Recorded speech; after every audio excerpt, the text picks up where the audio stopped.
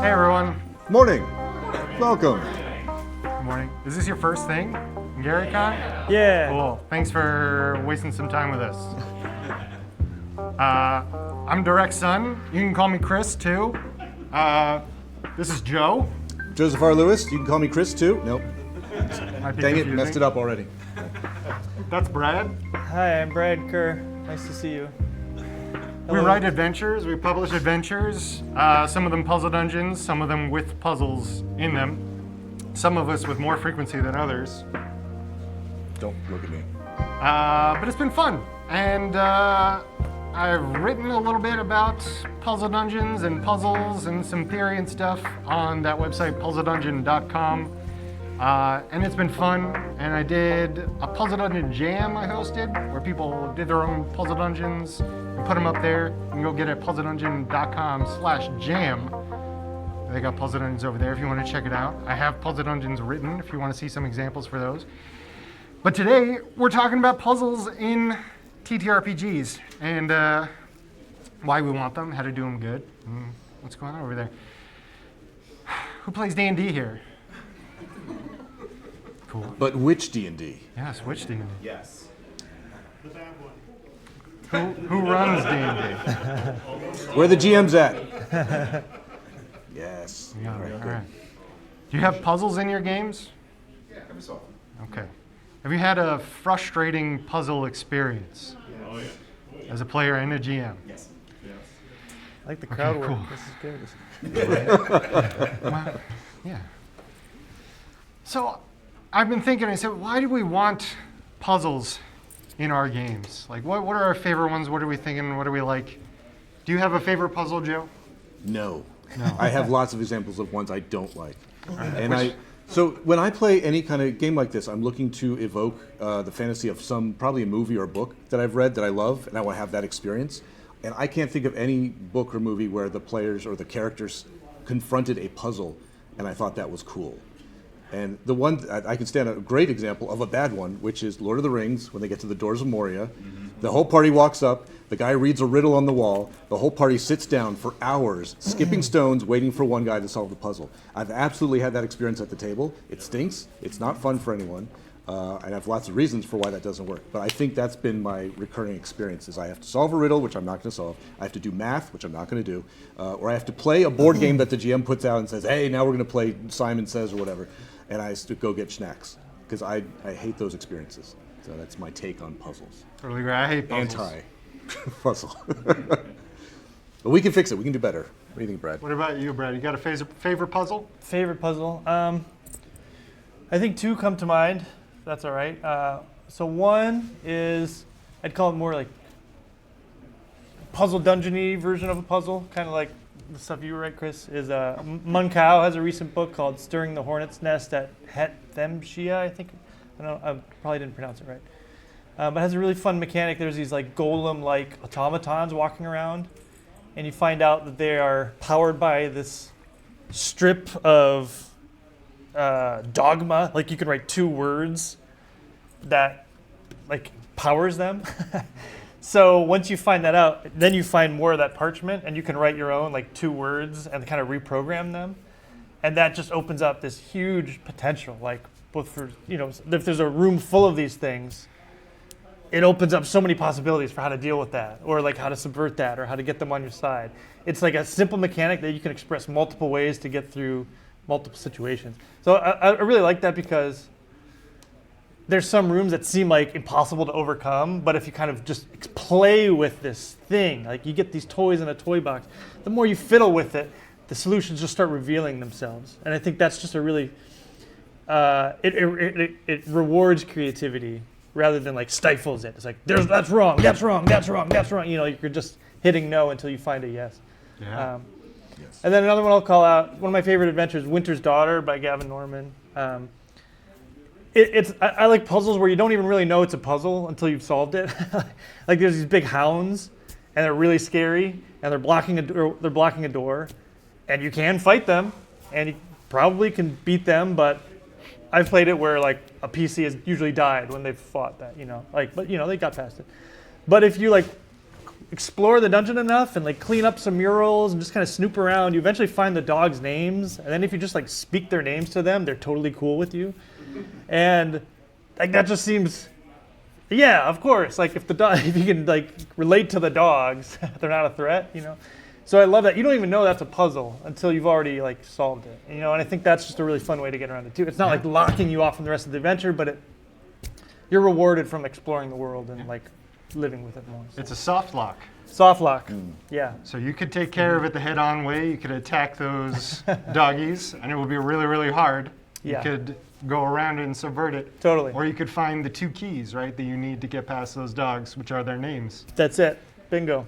I dig it. And the first one that you mentioned with the programming of the automatons, right?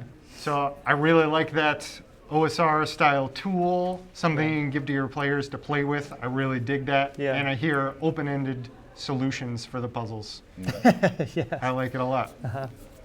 And you, Joe, your issues with the riddles are some of the ones that I have too. Thinking of the Mines of Moria as well. Speak, friend, and enter, right? It's just kind of another key, right? Or it's like a logic puzzle and you either know it or you problem that don't. only has one solution. That's right. And you have to brute force it. And the person who creates something like that is the kind of GM who says, well, if you don't say this one word, we're going to sit here all day until you see how clever I was in making this problem. And no one's having fun. I know we all play these slightly different games for slightly different reasons in slightly different ways. But I assume most of us are playing these games to have fun. And achieving that goal, and everyone can think of something different, is fun. But I think most people, most of the time, have most fun doing things and getting feedback and having an interplay cycle and interactions with other people and with the GM. And so anything that is a blockage to that, where it's not about having fun, it's about proving who's smarter or who can climb over a wall, that's not fun. No one likes climbing over a wall. But lots of people like banging on things and hearing sounds and sorting stuff out. I think a good puzzle, I don't even know how the word puzzle works anymore because what we do is so complicated. But a good interactive element is one that's actually interactive. So it has bells and whistles and levers and buttons or whatever. So when the players confront this thing, whatever it is, this puzzle, and they don't know what it is or how to overcome it, they can interact with it. They can touch this thing and the light goes on, they touch this thing and the water spins, whatever, and they can say, oh, I'm learning to interact with this thing and eventually I will learn to overcome it. But interacting with it is fun and maybe things can go wrong. If I push the wrong button, then the water fills up the room and we all drown. But things are happening. If it's a thing where nothing happens until you find the solution, that means no one can possibly be having fun because nothing is happening. And that is where I get up and go get snacks and wait for someone else to figure it out because I don't want to sit and do that. Because it makes me feel stupid at the table. If I'm suggesting things and I run out of ideas and none of them worked and the GM says, nope, nothing happens, I'm like, come on, no one's having fun. So we need feedback. So whatever it is you're creating as a challenge or an obstacle, it should be interactive in a way that is providing active feedback. So it has to do a thing when you do a thing. And eventually you can fumble your way towards the right thing. Or maybe there can be multiple right outcomes, like doing these 3 things make this door open and these 3 things make that door open. And you feel double clever because you found double solutions or whatever. But there needs to be a feedback cycle in order for there to be fun, I think. Joe, I'm hearing high interactivity, which involves the entire table. That's great. Lots or of if it's beeps just and me, boops. that's even better because I like that too. I think we're all responsible for our own fun. So if I'm having fun, then I'm happy. Everyone else is responsible for their own fun at the table. One of my favorite puzzles, I don't even know what it's from. Someone mentioned it, and I really love it. It's from a Morkborg adventure. If anyone knows where it's from, please let me know. I think it's from a Morkborg adventure. It might be from a Muraburi I think I've heard adventure. that. Morkborg. There's a statue. It's a one-eyed statue. And there's stains over the side of the missing eye. The eye socket stained with blood, right? And so this is good. The players look at it. They're trying to figure out what's going on. Maybe they get it right away. Maybe they don't. Maybe it sits in the back of their head and they go around and they go to some other stuff. But the solution for this problem is it needs an eye. It can't just be any eye, but it's got to be a fleshy eye, right? So when the players figure this out, they're immediately presented with another goal, another obstacle. Let's get an eye. Do we use our own eye? Can we find another eye? Does it have to be a fresh eye? These are all great questions that people are going to be communicating at the table with each other. while they're playing the game, which is great.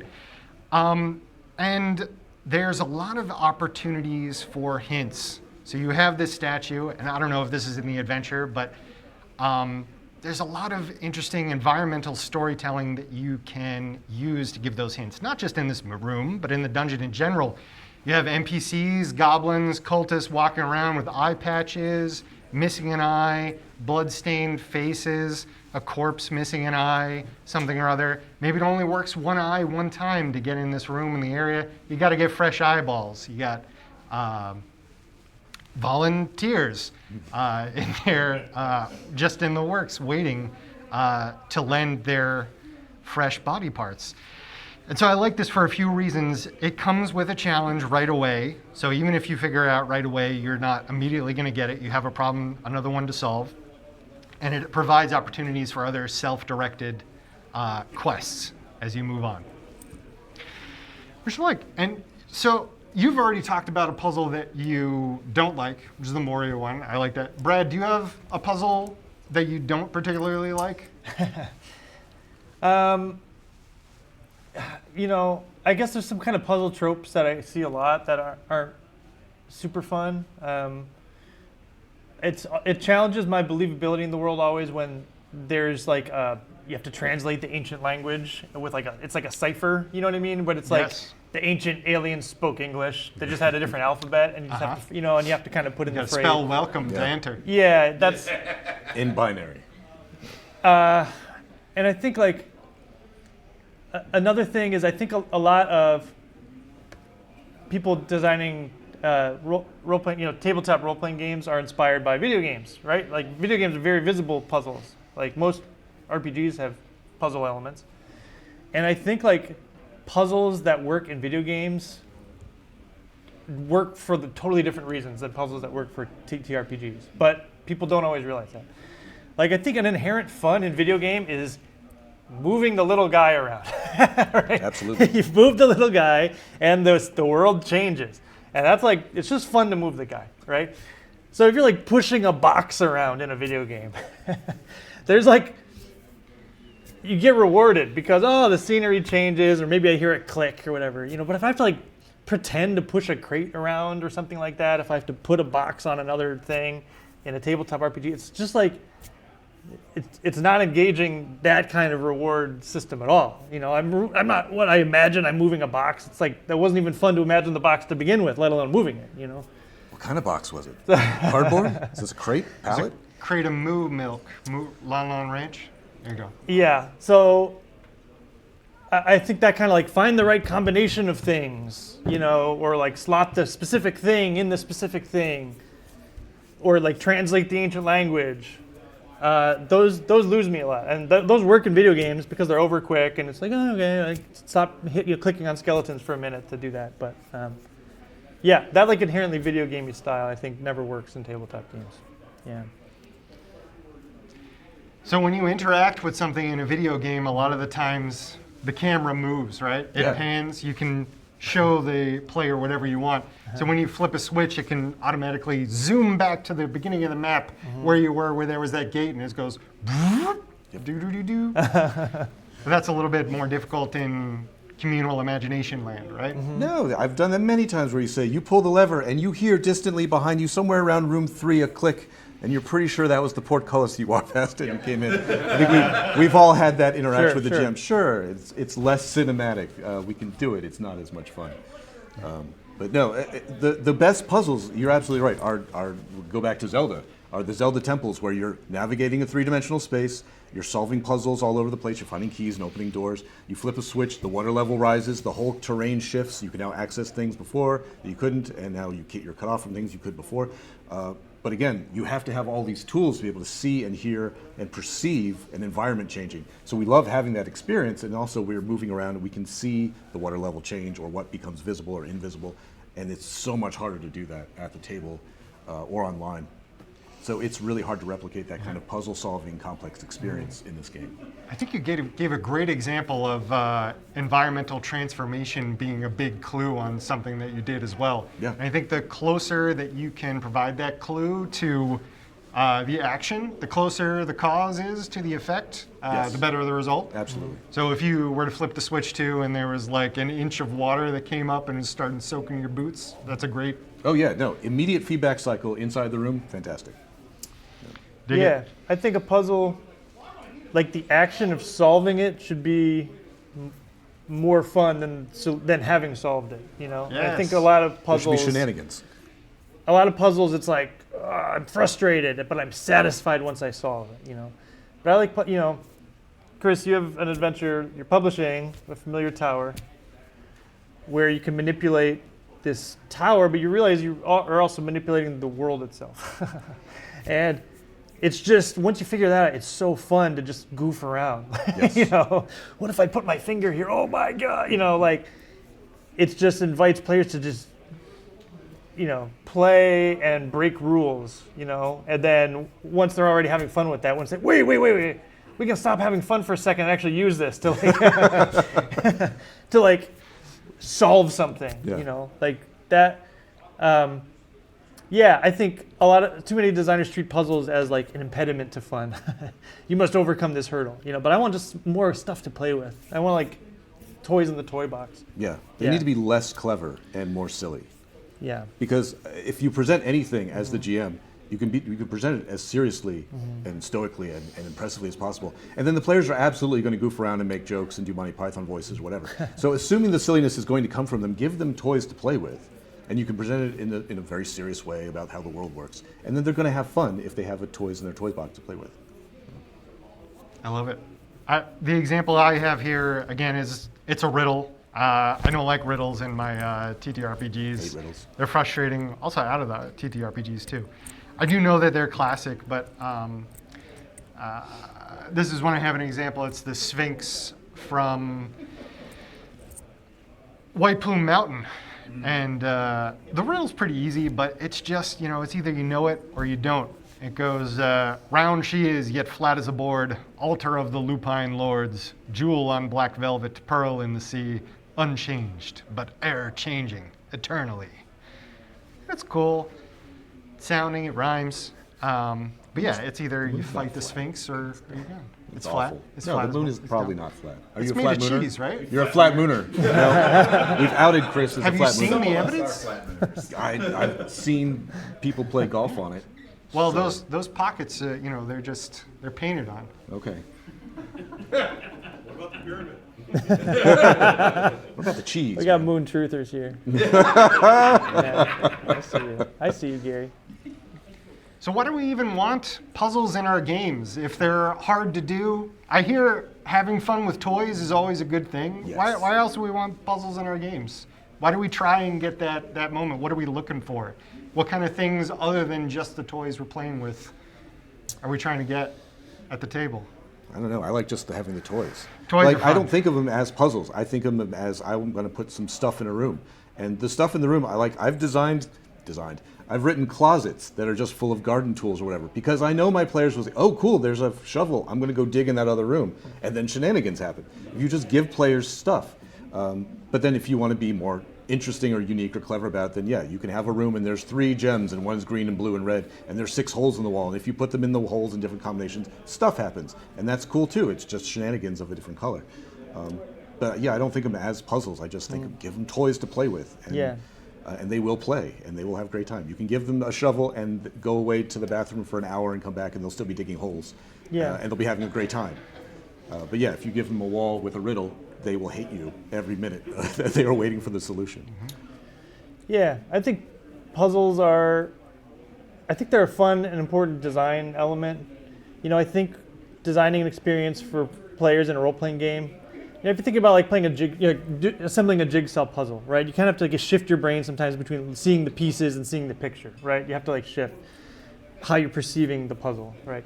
And I think like a well-designed role-playing game experience often like engages the character and then also engages the player.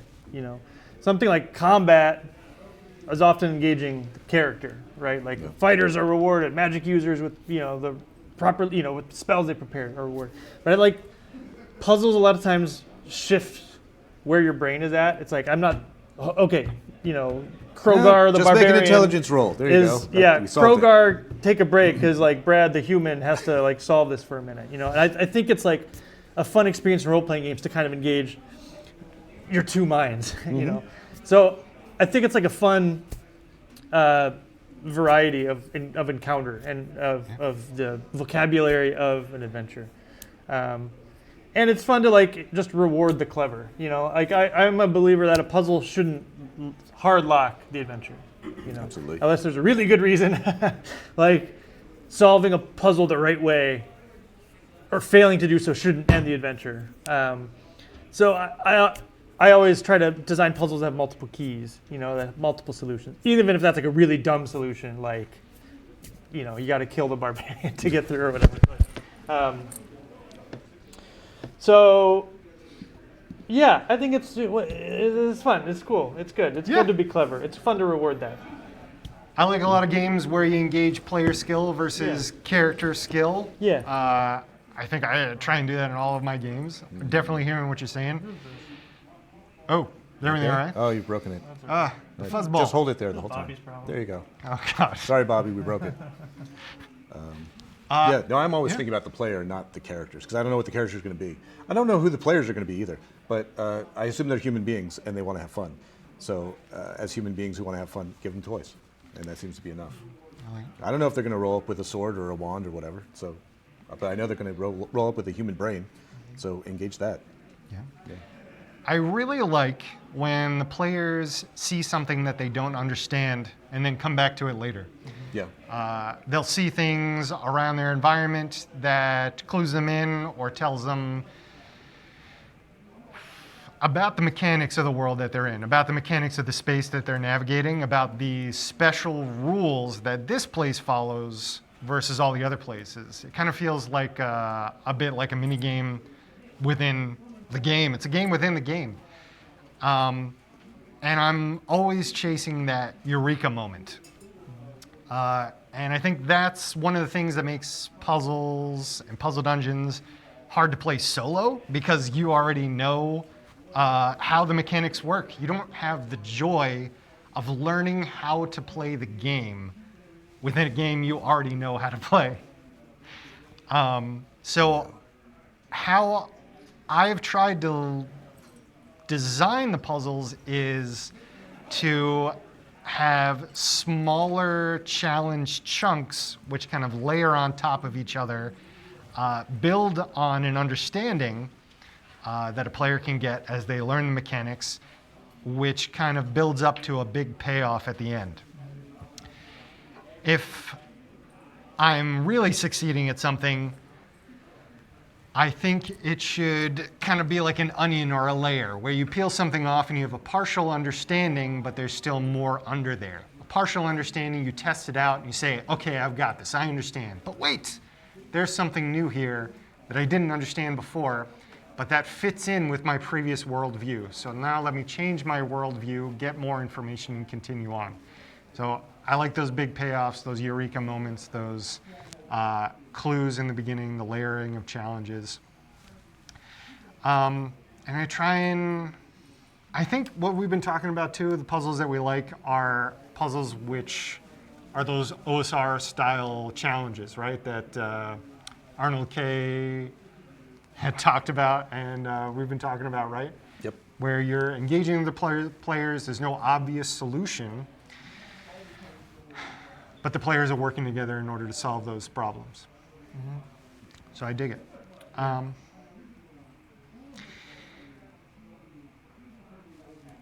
So one of the things that we were talking about before was interactivity potential, right? And so I have been thinking about themes for interactivity potential. So let's call it TIP for short, right? So we have themes for different dungeons. Do you have any themes that you think might make a good puzzle dungeon? Fire is a theme, for content example. farming? I was going to say elements, Ice. animals. Animals is Anything a where the theme. original theme or touchstone is very familiar to the players. Things like elemental forces, so fire and ice and whatever. So I understand how those elements work. Now I will apply them to solving this interaction. So you could have animals and they're part of a predatory chain or whatever it is. or common tools or something else. But as long as they already have a grasp on the pieces, then they can start putting those pieces together to make some kind of more interesting whole. So yeah, you could run with anything. It could be kitchen utensils. It could be cooking. Yeah. I don't know anything about cooking because I'm a anosmic. I do think that you could run with anything. I think certain things have more potential for interactivity than other things. I like kitchen utensils, using those over. This is a bad example. I don't like it anymore. I'm backing off it. I'm off kitchen tools now. I like, I don't know, the Matt Finch Tome of Adventure Design. He said a lot out of adventures start with like visuals. Like someone starts with like an idea of like a scene, right? And then they kind of paint an adventure around that, you know? I think that's true for me. I think that's true for a lot of people. I think that's true for puzzles. I like to think of like something to play with. You know, like I'm thinking like the computer game VVVVVV, where you're constantly like, flipping gravity, right? And like that whole game is about sometimes you walk on the ceiling and sometimes you walk on the floor. Something like that. Like, okay, let's break one rule. There's something in this dungeon that lets me flip gravity, right? And you start with that. You start with a broken rule.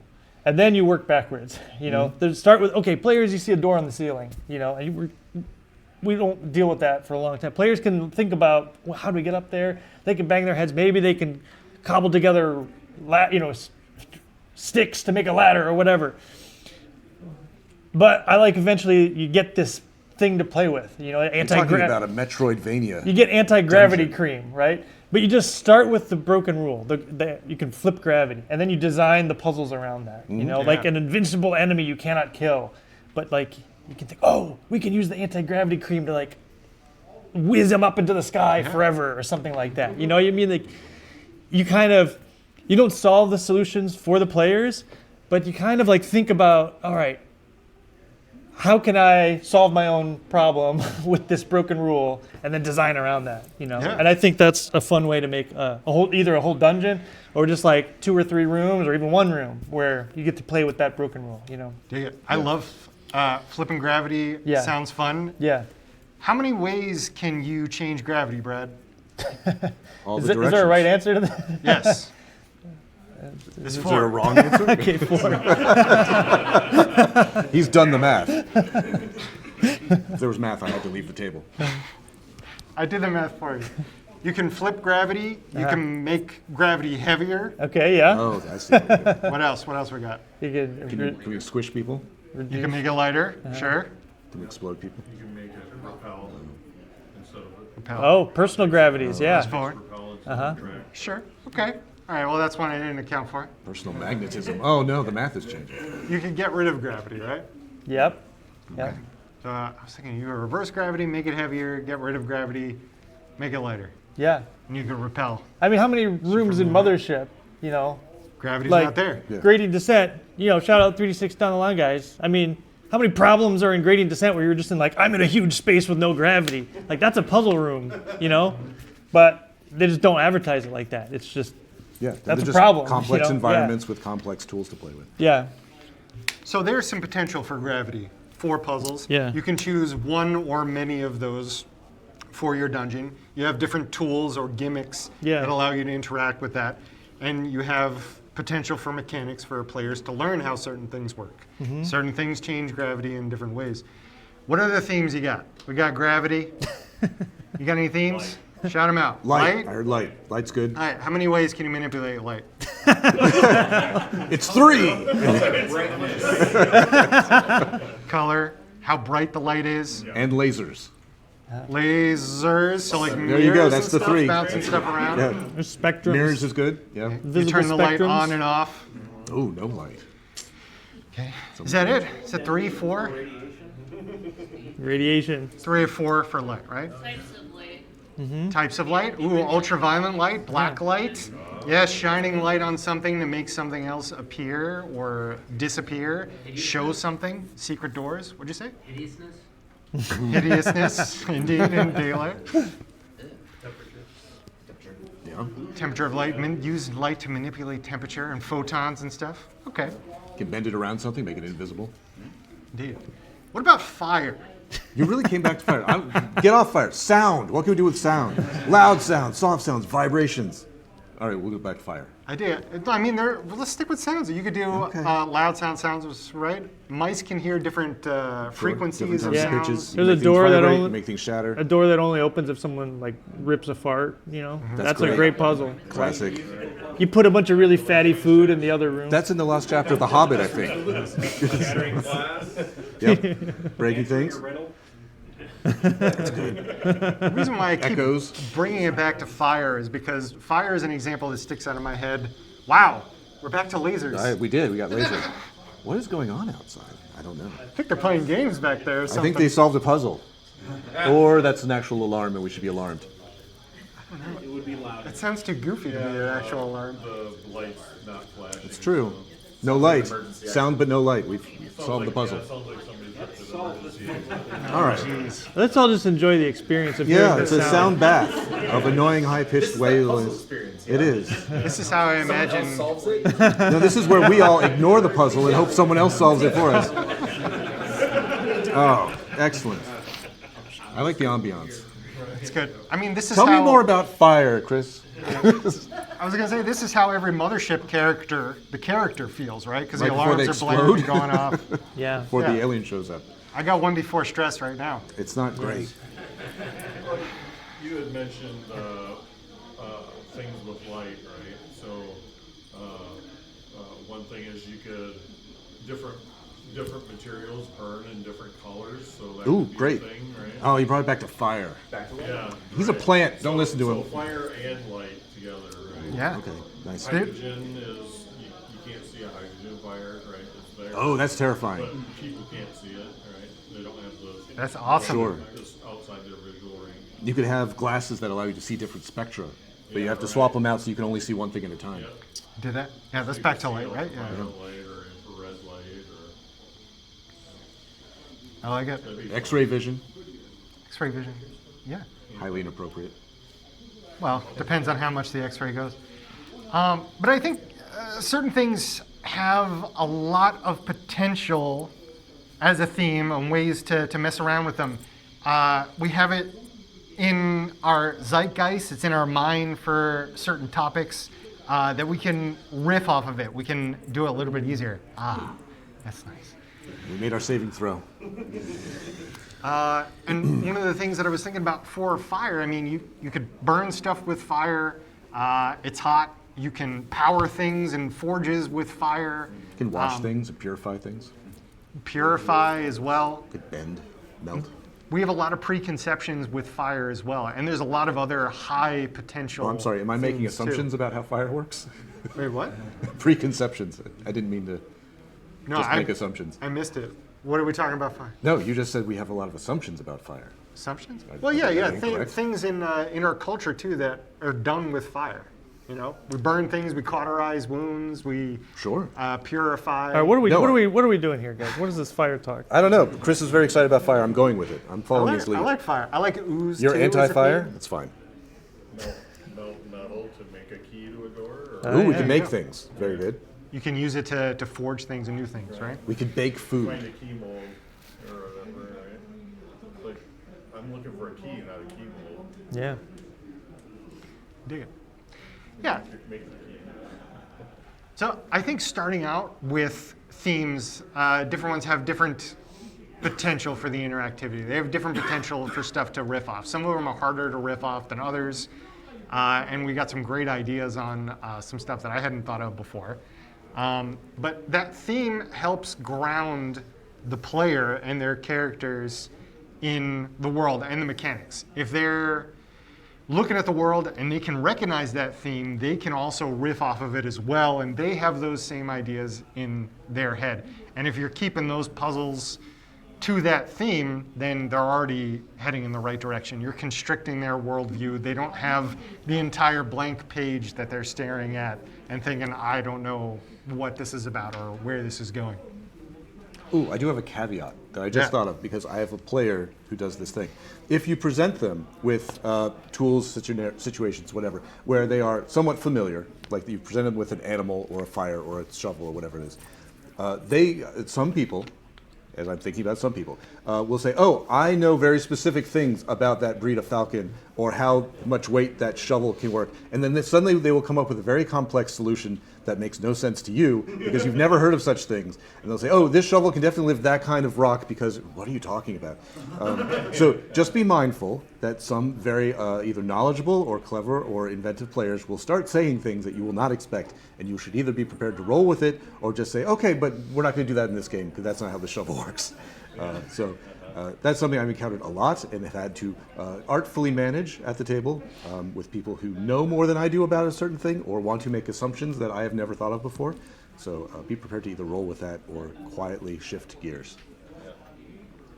So you can't solve this puzzle with this shovel because that's not a trick shovel, it's a spade. Yes, the shape of this is definitely square. No, the shape of this is definitely round. That matters somehow, so be prepared. So we touched on this a little bit, and that's different tools that you can give to the players in order to fit your theme and manipulate the mechanic that you've set up. I know gravity gun comes to mind. You got the gravity cream and stuff. It's definitely a cream. Or a salve or an ointment. An unguent, perhaps.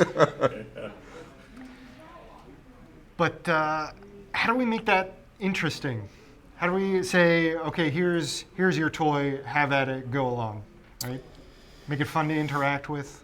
Yeah, I think a very OSR concept is like you're always fighting resource scarcity. Sure. I was going to say the first thing with something like that is it needs to be abundant enough for them to play with before they actually use it. If there's some kind of thing, the cream, and you only have one dose or one use, and they use it wrong, they say, what is this? I'm going to put it on the dog. And then the dog floats away. Oh no, that was our only way to get out of the dungeon. And now the dog is the only one. We have to... Yeah. So have it be reusable or abundant or whatever so they have time to play with it and learn and feel clever and have fun and then apply it as a solution. Yeah. So don't have it run out or be losable. Yeah, or just if there's only 5 applications of anti-gravity cream, then the cream oracle should tell you right away, Yes. Look, there's 5 applications of anti-gravity cream. Here's everything you need to know. Don't blow it all on the dog, experimenting. Be mindful, Yes. Don't hide information from the players. I never do. Don't make them cast identify to figure out what it is and how it works and waste 10 more minutes at the table just to get information that you would have told them anyway. So just tell them now so they can start playing with it now. Yeah. Unless, if it's in abundance, then I think let them play. Sure. But if there's scarcity, telegraph the importance of the scarcity, I really like another Monkow dungeon, Deluge at Drizzle Factory. Yeah. So there's a bunch of open-ended challenges, and you can manipulate states of matter, of water. And so there's a lot of different gimmicks. There's a lot of different toys for the players to play with, and it's very open-ended. I think how it works is you have an idol or some kind of carving or something, and you throw it and you say what you want to happen, basically. But there's different idols that do different things. There's one that increases the temperature, or it turns a liquid into a solid, right? Or a solid into a liquid, or gas, changes those states of matter. And these things are all over the place. Players are rewarded when they go and explore and they grab different tools. And then when they're presented a challenge, they say, how can we solve this challenge with the tools that we already have? And it lets them explore, it lets them find out and learn the mechanics of the space where they're in. So I definitely think having a lot of the tools is one way. Making sure there are multiple ways in order to interact with the mechanics that may not necessarily run out. If you do have a cream, have it be very, very special cream. Again, label it as gravity cream, perhaps. But also have a device, have a big clunky device in here which swaps the gravity, which is inconvenient to use, right? The better and more advanced gimmicks should come later and be as a reward for that understanding and knowledge of those mechanics. I dig it. So how do we get that Eureka moment? How do we layer those challenges? How do we drip feed the experience in a way that lends itself to open-ended play? Yeah. Sure. What are they going to do? Telegraph the theme. Like when you walk into the gravity dungeon, there's stuff floating around, there's murals of people on the ceiling, whatever. So immediately there's information being provided. We should always be providing information so they can be learning and clever and solving things. Give them toys to play with, miniature versions of the thing. Then give them big thing so they can begin applying their knowledge to the big gravity machine or whatever it is. And also telegraph whatever it is that you're supposed to be solving. So yeah, the door on the ceiling that's very obvious when you walk into the front room. You're like, all right, that's what we're trying to achieve, and now we're going to find all the things to solve it. The more you hide information, the more frustrating it is for the players at any given time in any type of game. If I walk into a room and there's nothing, I've learned nothing, I don't know where I'm going, I don't know what my goal is. I hate not knowing as a player what my goal is in any type of adventure. I don't like sandbox play. I don't like it when the GM says, all right, you're in the middle of town, you can do anything. I'm like, I could have done this at home. I could have done anything. No, put a guy in front of me with a problem to solve so I can solve the problem and I can have fun with that. So telegraph your goals, telegraph information, provide miniature versions to play with. Put all this stuff up front so they can start putting the pieces together. Yeah. So Chris wrote a puzzle dungeon called the Seer's Sanctum, which I was very inspired by, and that made me want to write a puzzle dungeon. So I actually reached out to Chris and I was like, hey man, I like your stuff. Can you read this? And I wrote an adventure called Fabian's Atelier. And you very kindly provided feedback, and that's how we started becoming friends. So, anyway, that was cool. In that adventure that I wrote, Fabian's Atelier, I had some pretty unsuccessful play tests because I loaded this thing with puzzles. So I kind of had worked through some processes about how to really help my players get to the end, right? And one thing I think I struggle with, and I think players struggle with, is just retaining information, right? If a character enters a room, you read the room description, there's a thing they get really interested in.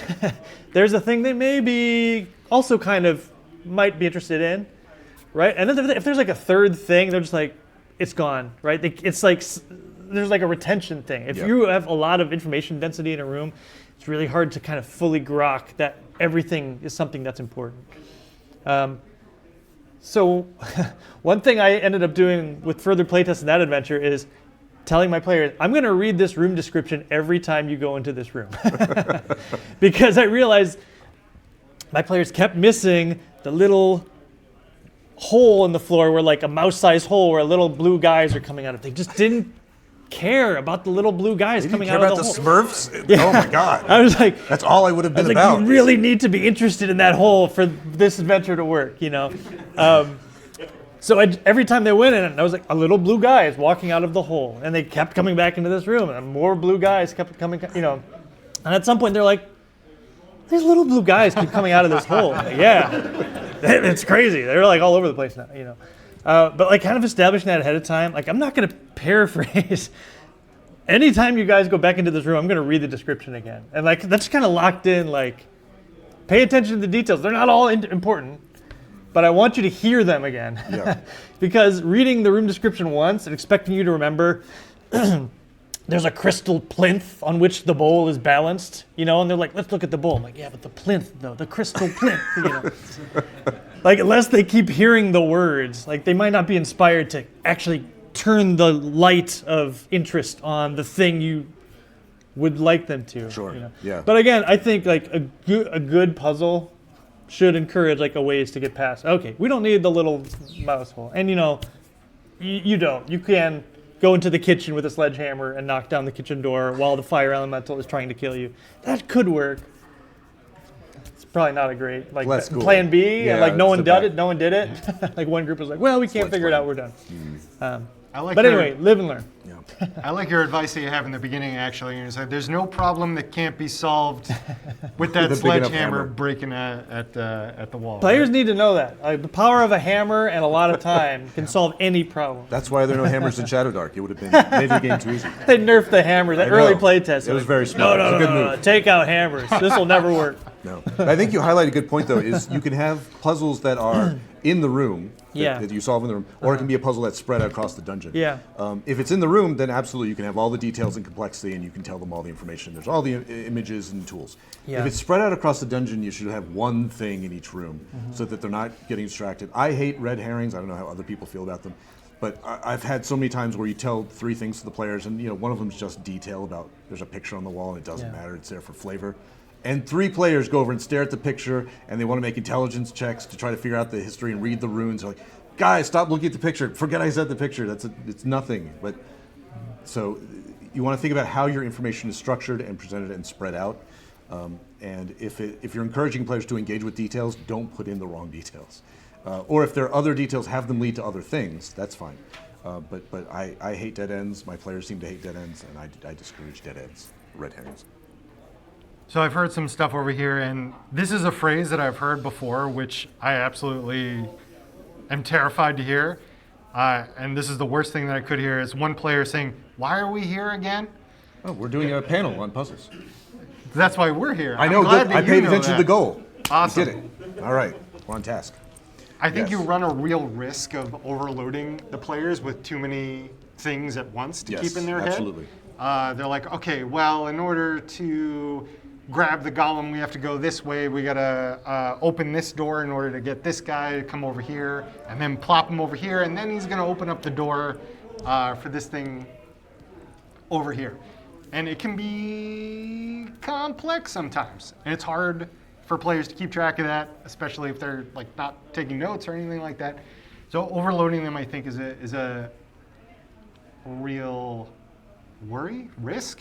Sure. That's the word. Well, I think Sure. you need to know your players too. You need to know, because some people love that. There are min-maxing power players who absolutely want to find all the pieces and then spend an hour rearranging them in front of themselves until they figure out the maximal plan for execution. They're the people who like really crunchy systems, who want to figure out if I use your maximum ability and my minimum ability in this spell and this magic item in the right order, we can do something very cool. And that's the game for them, and that's great. If that's your players, then you can play to that. But if your players just want to solve the thing, keep moving forward, and feel smart and have fun, and it's more beer and pretzelsy, then know that that's what they want, and don't try to overload them with complexity. So know your players, know your audience. So you touched on a lot of good ways to run the puzzle dungeon, and that's repeating the information as they go over there. Having things interacting with the important thing in the room is really good too. The little blue guys keep coming out of the hole and repeating that. That's a very good technique. And not hiding the info that the characters would notice. Yeah. The problem is the translation and information. Running a tabletop RPG normally is really tough, conveying that same space, that same imaginary space to other players. And then you add another layer of abstraction with these new mechanics on top, and you're trying to convey what's different and special about this thing. You should be as straightforward with the information as you possibly can, and keep repeating that. Don't try and hide too much. You will hardly ever spoil anything. If anything, err on the side of more information to get through them. It's going to be a better experience, and they're going to have a better experience for it. I'm saying the same thing. Yeah, no, absolutely. I think it's important to have bite-sized challenges for this as well. Yeah. So instead of overloading them with complex actions out of the part, you pick the smallest piece of your theme and your gimmick, and you layer that with bigger things. They can be spread out around the dungeon. It doesn't have to be a linear progression. If players see something that they don't understand, a lot of the times that can actually make for a more satisfying experience. They see it and they know that they can move on and come back to it later. It doesn't block the critical path. They say, okay,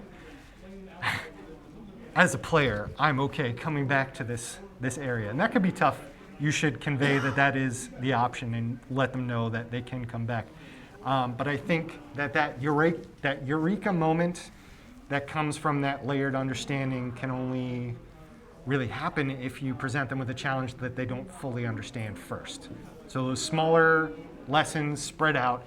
If players come to an advanced lesson, let's say 3 of 5 or whatever of your layering, and they solve that one first, that's fine. They come back to lessons 2 and 1 and they solve it and no problem. They feel smart for it. They don't have to do it in a certain order. And that's a very pleasant experience. They get to the last thing and they come to that and they grab the treasure room and they have that moment. So I think we can strive for that Eureka moment. We can push for it, and those are some ways to get there.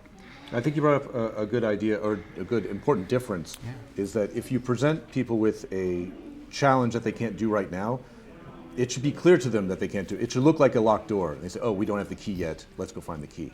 If it's a machine with a bunch of levers and it seems to be doing things, but it's not working now because it's missing a piece or something, they won't necessarily know that right away. They'll just think, oh, I've failed to solve the machine problem, and now I feel dumb and frustrated. They don't know that later on there's another lever that they need to go back and put in this machine. So locked doors should look like locked doors, and they say, oh, I need to get the key, versus a puzzle that they can't complete. Like if it's missing something, then you should be able to say, oh, there's 3 slots, 2 of them have levers, and 1 of them is empty. So they say, oh, we need the lever. Let's not bother yet. So telegraph what it is. Don't present them with an opportunity to get frustrated unnecessarily. Brad, I don't know if I've asked you this question before, but that playtesting for Fabian's, Yeah. how much would you say that adventure changed after or during playtesting? Great question. Yeah. Not a ton. It was kind of just tweaks to kind of telegraph information a little more. Do you have to make the Smurfs 1 inch taller so people would pay attention? I mean, a lot of it just kind of went, the core of the puzzles pretty much didn't change from when I wrote it. But a lot of the way the information is kind of telegraphed and hinted at and stuff like that, that became louder in some parts. Yeah. I think. How about you? Like in your adventures, Yeah. in your puzzle dungeons, how much do they change from early conception through playtesting? I change a lot. Yeah. I change a lot. The version of A Familiar Tower that you played was actually the 3rd version, which had been heavily modified. There was a banshee in one version. It doesn't make sense. Yeah. So it took out. But there are some vestigial items in there which linger from earlier iterations. Yeah. I really like playing off of my players and their ideas. Yeah. Joe, this is a small example, but when you were playtesting the adventure also, you're in the same game, there was a pattern that kind of emerged that I didn't even see. I had some owl stuff in the adventure. I love owls. There was an owl key in the adventure, and there's a taxidermied animals on the wall, and you said, oh, let me check out that owl. I was like, oh, that's right, there's an owl here, of course. And you said, I'm going to twist the owl's head. Heck yeah, I Owls am. move their head around. And I said, See, I was one of those players. I know that owl's head's turned, so I'm going to twist this owl's head. And the GM's like, what are you doing? Why? It's like, I'm applying sensible knowledge from the real world. It does not apply to this game. It's fine. so of course there's got to be something in there, right? Apparently. And now there is. It's a cookie jar. Yeah. It tastes like old mice. It's full of mouse balls. But I think if you have that luxury and you can come back and you can modify and tweak and figure out what goes well and what goes wrong, and you can figure that out and have that knowledge, I really like using my players as like a sounding board. In my personal games too, I take offers or suggestions from the players too, or I'll just listen in to some of the stuff that they want. I mean, I run stuff from modules by the book too, but if it's a little bit more fluid, if I just wrote it, if it's in draft form, I'm a little bit more likely to say, yes, there is a diamond in the owl head. And I like that. I think it really helps build a solid adventure because they can think of stuff that you never did. They can put those patterns together. And a lot of the times you're just thinking about it, one person a short amount of time, and you don't have the luxury of a long period of time to go off. So, in short, your playtesters are some of your best collaborators. You should credit them. Yes. Yeah, credit them and then steal their ideas. Exactly. That's what they're for. You guys got anything more about puzzles? Puzzles are okay. Puzzles are right. I don't think of them as puzzles, just as obstacles and lots of tools to overcome obstacles. I think framing it as a puzzle probably predisposes you to trying to think of it as having a solution, which I think is probably wrong. But yeah, just give them complex tools to play with and interesting challenges to overcome. Give them lots of information and let them play. And think of it as an opportunity to have fun, rather than to frustrate or prove something. Y'all got questions? Oh, sorry, Brad. What about you? I agree. I agree with Joe. I agree with Brad. I concur. Do you have any questions? Yeah. Yes. Good to hear you. You first. Yes. I have a question exactly to that. I feel like there's like a Sararak model of making puzzles, which is like this puzzle is in the world and was designed as a puzzle by something in the world, and I feel like that is frequently not a lot of fun. And what I guess what I hear you three talking about a lot is puzzles that are incidental. Like I'm interested to hear you talk about the causes of these kinds of, like, if the difference between a puzzle and a problem is that the satisfying thing about a puzzle is the understanding, the Eureka moment. Yeah. I know how to build a hammer in Shadow Dark. Yeah. Sure. I solved that puzzle. If understanding is a key piece to that, like, how do you think about how understanding is broken? How does it become a puzzle and not just an obstacle? Sure. So I think that one of the things you're talking about is the environmental storytelling. So in the Tomb of Horrors, there's like puzzles for puzzle's sake, right? A Sararak's trying to kill these players, right? I think a really good puzzle in a puzzle dungeon doesn't care about the players. It's set up this way because the people who lived here or wanted here, they wanted it that way for a specific reason. And one of the weakest reasons, I think, is to challenge would-be adventurers, right? In the Seer's Sanctum, it's a cult that is blind. This dungeon is set up for them. They see without seeing. And that understanding slowly comes throughout the dungeon. There's a puzzle where if you don't look at it, something happens, something changes. If you do look at it, something happens, something changes. There's tools to change your vision as well for certain things. There's things that you could feel but maybe not see. And this is set up for them. It's made for them. So does that answer your question? Kind of, it's sort of, it touches it. I guess I'm asking, like, how do you think about the causes of puzzles? And I feel like that's like the in world, like why did someone there, build this? Yeah. Why did somebody put a door on the ceiling? Oh, Yeah.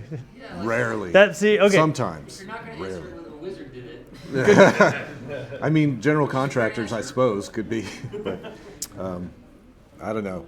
I've just been thinking for the past several moments about the Glass Onion movie, the second Knives Out. Yeah. In the first opening scene, they're all opening this puzzle box, and then the one woman gets it and just smashes it open with a hammer, which was the most satisfying solution to all those stupid little puzzles. I'm like, yes, I want to smash the box open. So, But that did have a diegetic reason for existing. It's an invitation from a smarty pants guy. No, I don't know why we would put that in for real. Why did Fabian do it? I'm Was he a often wizard? challenged by, I'm going to bury this guy in a tomb, but instead of locking the door, I'm going to build an elaborate puzzle. If anyone wants to open it, they have to speak the name of his favorite cake, or whatever. It's like, that kind of base concept of if I'm playing Final Fantasy X, why do I have to keep solving these orb puzzles to go see? Why? There's no reason. There's like some tension there into why would this even make sense? Just lock the friggin' door or put a big rock in front of it. You know what I mean? So already I struggle with that. Yeah. But I do think it is, to kind of touch on what you said, why is there a door on the ceiling? Exactly. I think fun, creative prompts can come from that. You know what I mean? And if I'm exploring already, there's this topsy-turvy gravity dungeon. I don't know. The people who built it had an abundance of gravity cream, and they ran out of horizontal space, so they started building horizontal vertically. You know what I mean? And we learned that stairs. And this tells me now. This informs the builders of this dungeon were a certain way. They had an abundance of this stuff, and they used it to solve. I like to keep asking those questions because I think there can be like a fruitful. You can solve more of your own problems by like asking yourself that as you're building that. I've also had that come up in things that I've been playtesting, and my players go, oh, the thing in A room must be connected to B room because of reason C. And I'm like, I'd never thought of that, but that makes sense. I'm going to say that's true. So I steal those connections all the time. If you just keep putting stuff in front of people, they will make the connections. Your players have 6 more brains than you do, so let them do the work. Yeah, you had a question back there? Ceiling because you can't levitate. I don't want to talk to you. Ooh, nice. Right. I need some alone time. Yeah. Try to articulate it succinctly. We were talking a lot, Brad's talking about the aperture focus for a player versus Yeah. designer. And there have been a lot of really good examples of sort of like the internal signals, right? Like little blue men, broom pods, and stuff like that. Yeah. I'm curious to what extent you guys think about the casing and sort of the ways that you can insinuate interest versus like deviations from the norm. So let's say the normal dungeon room is a medium square, right? Yeah. How does going to extremes scale or shape and things like that? Oh, sure. Are there considerations in the rhythm, interrupting the rhythm, because it's already flagging to the player. Yeah. This isn't everything else. Yep. I don't know if I answered the question myself, but I'm curious if that. I'm a little confused. Do you understand? Sure. No, I've used that very same idea of telegraphing that something is different about this room or this puzzle or whatever, because you've been in a bunch of rooms and they're all 30 by 30 foot squares or whatever. And this one is 1,000 feet long and it has an arrow on the floor like this. Like, oh, this is a weird room. Yeah. Or this room is 50 feet tall and has a dome ceiling and there's blood spattered all over the top of it. And they're like, oh, I see. Something is different about this space. I will interact with it differently. Yeah, I've absolutely done that. Yeah.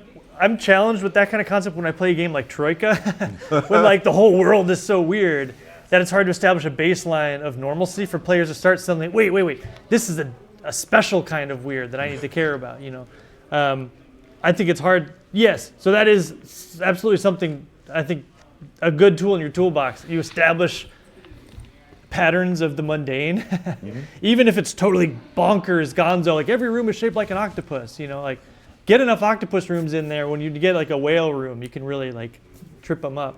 But yeah, that's a very important thing to think about when you're making dungeons. Absolutely. Totally agree. Baseline of normalcy, and don't be afraid to tell the players, hey, your characters notice that this room is weird. Yep. Because they would know that. They should. Yes. Thoughts on urgency for puzzles? Sure. Timers. Love it. Yeah. Ticking clocks. Sand is filling up the room. You keep reminding the players of what is happening, how it's changing. If there's a level rising or falling, or if the temperature's getting greater or whatever, you just keep describing it. And that's a great way to turn up the pressure so they stop faffing about trying to come up with a mechanical solution using their spells or whatever. So you need to do something because we're now at 30%, 40%, 50%. You're about to die, 60%. And they will do something, and it will be fun and interesting. I've had a lot of fun making very dumb, simple puzzles with very short timers. I had a Sphinx once who was like, you have 5 seconds to answer my riddle. You are running a race and you pass the runner in second place. What place are you in? And my players look at each other and they go, first! And the Sphinx attacked them. It was so funny. But I think like adjust stakes accordingly. Like if there's a lot to process, give them a lenient timer and lenient consequences for it to feel sporting. You know what I mean? Would it be fair to say that if you're looking at puzzle in room, shorter fuse, puzzle across dungeon, longer fuse? Sure. Totally, it depends. Probably. It depends, yeah. If it's like, if it's this room, solve puzzle or you die, I might be a little more lenient. You know what I mean? But yeah. That's probably a fair general rule. Yeah. timers are great for stress. I would add making sure that the players are aware of the timer. Make it persistent and in their head. Rumbling intensifies. You know that you have this much time left. There's a big giant screen with a countdown on it, something like that. And keep pressing that every so often. Keep the clock. It's like, oh yes, you see the timer says 5 minutes and 34 seconds, 33 seconds, 32, you know, and push that. You had a question back there, yeah. What do you all think about building failure as a part of the puzzle where you get interesting results from actually failing puzzles? I'm just curious what you all have to say.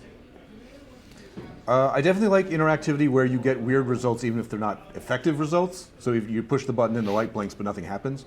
So I don't think of that as failure, as just as play, where you're learning along the way. Where you think of failure state as something horrible happens, like we hit the wrong button and the Minotaur fell out of the ceiling and now we have to fight. It doesn't have to be horrible to be interesting. Like, yeah, it can be that. Like, I had players Sure, that- I mean you could just change the stakes for what happens when you don't get the best result. You could just have multiple results and not even think of it as success or failure. But they're different results. You open different doors, different monsters fall out of the ceiling, and they can decide for themselves whether or not that's good or bad. But just different results, I think, is the best mindset to go into it with. I love that stuff. I think if you're looking at something like B1, right? You got those magic pools with the random effects. That's completely random. I think if you keep your effects, your negative effects for failure, tied to your mechanics, tied to your world, that's way more interesting. If you have, well, in a familiar tower, have these marbles, right? And if you put them in the door, they open to a different place, a different world, a different portal, right? So one of the types of marbles, there's just static noise, and it's in a jar labeled rejects. Now, if the players put that in the door and then they walk into the eternal fuzz or put their arm or their head in there and they lose that limb or they get completely obliterated, I don't feel bad. It's funny as hell, and I love that as a failure state. A sphere of annihilation. Yep. Sorry. One Yeah. follow-up to both of your examples. Trolling your players but having it feel fun. Yeah. How do we feel about that? How do we maintain it like that as a flirtation between GM and player rather than like as an antagonist? If it's telegraphed so that they're making a choice, it's on them. If it's not telegraphed and you're playing a trick, then it's on you, and everyone will feel that. So. I love to terrorize my friends. Yeah. I don't know. I feel like I have a long-standing disagreement with my wife about cats. Like, I think cats like to be annoyed. Like, I think they crave annoying behavior. Like, just do something that bugs them until they bite you. That's a thrill for them, you know? The hissing sound means it's working. Right, and you know, and I think you have to. You own a cat for a while. You kind of learn the vocabulary of like how to annoy your cat just right. Like, I don't want to hurt my cat, you know, and I don't, I think you got to find your own cat with your players. Like, yeah, I love to annoy and torture my players. Like, I don't want to go over the line, but I want them to bite me a little bit. You know? Yeah, I'll echo what they say. I don't feel bad if it's specifically telegraphed. I always have a player who says, I'm going to drink straight from the fountain, I'm going to dunk my head. Oh, yeah. Yeah. And that's fine. I have a guy who puts everything in his mouth. And it's really funny. So I'm fine with it. Anything else? Yeah. Yeah, I was just thinking like the fire example earlier. I'm just, is there a point where you don't present like preliminary information? Because I was thinking of the fire, the light, right? Like, I'm not a chemist. I don't know what colors, what burns what. So I'm thinking in situations where, like, do you give them a brief science lesson on this? Or, like, at what point is it not a good puzzle if you have to present preliminary information that they probably don't have in real life? When I think about puzzles, I try and think how many mental leaps are my players going to have to go through in order to understand this. If it's too many mental leaps, they got to do this, and also remember this folktale from their youth. I steer away from that. If it's something like, simple knowledge that would help with the puzzle that the characters would know, I would just tell them that right off the bat. Simple stuff like, yeah, if it's wood that it's burning, it's this color, it's orange because of these chemicals, and the color and actual fire is actually the burning of the material, and the fire doesn't really exist, it's just the burning of the material. And when gas burns, it's blue, that's fine. And then you go on with the rest of the game. I think, the information should either be in the room or in the dungeon so they can find it. And so as a writer, I don't want to put that impetus on the GM that they need to know the science and chemistry of fire and flames or whatever to tell the player. Anything that is relevant to the adventure should be in the adventure somehow for the players to find. And if it's more complicated than that, it's probably not fun. But no, now we're getting to the guide. The player is going to show up. I know magnesium is a greenish blue and not a blue blue. So teal is different from blue, so it can't be the magnesium. You're like, no, it's the magnesium. Just do the magnesium. Yeah. So put it inside, make it very clear, X is Y, and let them play. First year has multiple colored fires with different materials. Absolutely, yes. There are a bunch of. There's a whole menorah, and it has all the different metals on fire, and it's all spelled out for them so they can do the thing. I like if there's like a puzzle that I think is especially difficult, right? I sometimes just make it purely optional. Like, this is totally for funsy, all right? If anyone solves this, great. I've published some adventures with puzzles that playtesters didn't even know it was a puzzle. They didn't care at all. They moved right past it. But it's in there for me. I think it's fun. And if someone finds it someday, hey, that'd be cool, So, I don't know. I just sometimes seed the world like that. If sometimes the world feels richer with these details that players don't solve, but it seems like it adds up to something else, Yeah. No, you have something, top secret broom closet, and they keep coming back and passing it as they fight the big bad. Like, what's in the top secret broom closet? And they never get it open. Right. And the adventure's over, and they won, and they were all celebrating. But what was in the top secret broom closet? Yeah. And that's the best. It's the top secret broom. But that's a really fun experience I found too when the players come back and be like, yeah, we saw this, we still don't fully understand how that works. And sometimes I'm a sucker and I'll tell them, but I try not to because it's more fun that way. And maybe they'll come back to the dungeon and that is fun too. Any other questions? Yeah. Say you have a dungeon that exists, I'm building off his question a little bit, where it's a puzzle designed by a person or entity, and it's fundamentally designed not to be solved because of literally any reason you can think of. What are techniques you could use to present it and tell your players that it is unsolvable, they need to go somewhere else or think of a different solution and not try to engage with it? Yeah, that sounds frustrating. yeah. What's the design plan for you? Are you intending for them to go somewhere else and just get a bomb and bring it back and blow up the door? Like there has to be an intent in your design of doing that. So it's what do you it's want a wizard who's designed a dungeon to No, but that's in the world. But you as the designer, what is your intent to happen at the table? it's more like a world building tool. Yeah. Like they need to use it to find somebody. They don't necessarily need to get inside. Yeah. It's more like information of who's the kind of person that I'm looking for. What are cultural clues I can take forward to go and it's basically used as a tool to go somewhere else. Or Sure. I think I've had difficulty presenting it in such a way that it's supposed to have. All right, so Yeah. you have the giant vibe that is unopenable useful, but door, not for you. and there's graffiti sprayed on it. Like, I spent 10 years trying to solve this and can't. Only Nebronius the Great could ever do this, and he lives in Town X. I think as a dungeon master, like, one of the resources that you have total control over that sometimes doesn't seem obvious in the moment is time, right? And in a moment like that, I'll give my players 5 minutes of fiddling around, and then I might say, you work for hours and try everything you can think of, and nothing seems to open this door. That tells them, hey, shut up. All right, you're not opening the door. Yep. I don't want to play, try every item in your pack. I'm saying your characters have done the due diligence. Now, I've presented you with the narrative, the beat that you have an unopenable door. Let's go on, Yep, that's Yeah. good. I think you run the risk of making it very frustrating if you don't do it correctly. A technique that I use in puzzle dungeons is repetition. They've seen this before, they know. Present smaller stakes first.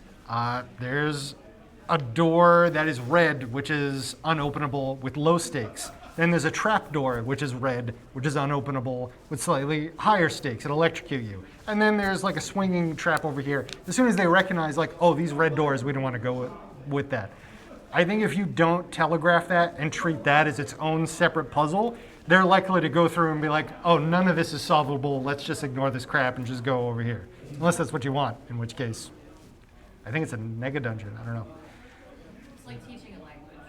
You're teaching small words first, and then later building it. Yep, Yeah. absolutely. Hang on, Paul, did you have something? Yeah. In like more action combat oriented scenarios, I think there's a lot of techniques for GMs to scale the difficulty on the fly at the table, right? Add more monsters, offer surrender something and something. Do you think there's similar techniques in puzzle dungeons, or are they basically set with the players walk in the door? Well, I mean, a puzzle could be anything. It doesn't have to be a machine. A puzzle could be animals. It could be creatures that you interact with in some way. So they could definitely be dynamic and change each time you come back into the room, but still have the same properties. So you can manipulate those in different ways. I was thinking more like just if say your players are struggling, it's too hard. Yeah. Is there a way to scale that on the fly, or if they're whizzing through your puzzle dungeon way too fast? Oh, that's when orcs attack. So, no, absolutely no. When your players are stuck and when things are not fun, when the fun has dropped because everyone's frustrated because even though you've telegraphed and you've given tools, they still just can't get over it. Have something happen. There's a click somewhere else. Someone screams. Someone comes running into the room on fire, holding the key to the door.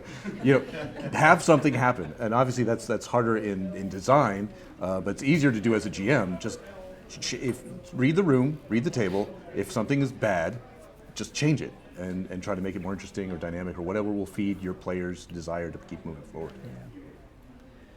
I think having lots of multiple elements in the dungeon that you can play around with and draw from those orcs attack, that makes sense within the mechanics of the dungeon, especially things that would give more clues. Some NPCs walk by. What are you going to do? Oh, shit, we hide. All right, they open up the door. They do this thing. There you go. That's great. That's perfect. I think the pressure that we were talking about before with like timers is a really good thing to keep them on their toes if they're doing it too fast and stuff. Having no pressure, the wandering mechanics. If they're debating too much, like among themselves too, have a turn go by. Time should be the pressure. They should be dwindling on their resources since that's the main thing of the game, resource management. Yeah, I think you can move the soft pieces, but like the space should retain its dignity. You know what I mean? The doors shouldn't suddenly be easier to open because they can't solve them. I don't know. But yeah, you can move people around and things like that. Yeah. How important do you think the method of presenting a puzzle is? Most puzzles you're going to present by just speaking words and explaining it, but rather than explaining a painting, maybe you just decide to pull out an image of the painting and show that to the players rather than describing it. How important do you think? It would depend on exactly what the problem is, but I've absolutely used visual aids and images like you described. If it conveys a lot more information very quickly and they can understand the pieces of it, absolutely. Whatever helps to have fun more effectively at the table, by all means whip it out. I think it depends on the situation. I love illustrations. Some puzzles are harder to convey as well. Some spaces are harder to convey. I think a lot of the times too, it's unclear of what is going to be difficult to describe. Would you ever build a small model and bring it to the table? I would build a small model and bring it to the table with illustrations. I think if you have a rubber duck or a friend who's willing to listen to you and you try and describe it to them, you're going to recognize difficulties right away. Yep. And that will tell you what words to change to explain something to get in common imagination land, or if you need to sketch something out, which is a great option too. All right. Is that everything? I think we're almost out of time. We've got like a minute left. Cool. All right, we did it. Yeah. Thank you guys so much for coming. No, the beeping went away. We're fine. We disarmed the puzzle. The alarm goes off. What do y'all think about urgency?